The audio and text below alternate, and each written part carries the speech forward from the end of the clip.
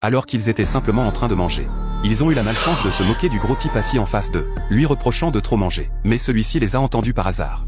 Et il en a donc gardé rancune contre eux. Quand ils sont sortis, le ventre plein, ils ont découvert que le gros type les suivait, le regard menaçant. À ce moment-là, ils pensaient simplement qu'ils prenaient le même chemin qu'eux.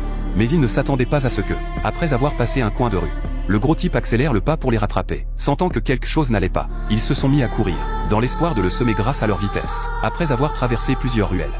Voyant qu'ils ne les suivaient pas, ils ont cru avoir enfin réussi à le semer. Mais en se retournant, ils ont découvert avec effroi une montagne de chair qui fonçait droit sur eux, et qui accélérait de plus en plus. Effrayés, ils se sont mis à courir à toute vitesse. Et une course-poursuite s'est alors engagée entre eux, bien que le gros homme fût d'un poids impressionnant. Cela n'affectait en rien sa vitesse de course, même en mettant toute leur énergie dans la course. Les deux hommes ne parvenaient toujours pas à semer le gros homme derrière eux, voyant leur adversaire se rapprocher de plus en plus. Ils paniquèrent instantanément, au moment critique. Un taxi s'arrêta justement devant le gros homme, ce qui permit aux deux hommes de s'en débarrasser temporairement. Mais, encore sous le choc, ils n'osèrent pas s'arrêter pour autant. Ils se précipitèrent dans un club, comme ce club était réservé aux membres. Ils ne craignaient pas que le gros puisse y entrer. Ce n'est qu'une fois la nuit tombée, qu'ils osèrent quitter le club. Ils pensaient que le gros était parti, mais à ce moment-là, ils découvrirent qu'il avait en fait attendu à l'entrée. Et dès qu'il les vit sortir, il se mit à courir à toute vitesse. Voyant cela, les deux, à nouveau terrifiés, s'enfuirent en courant. Mais à leur grande surprise, le gros homme courait de plus en plus vite.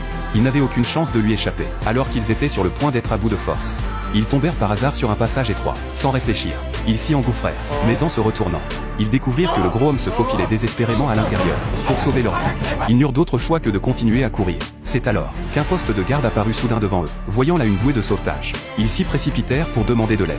Mais à leur grande surprise, le policier en poste était sorti en patrouille.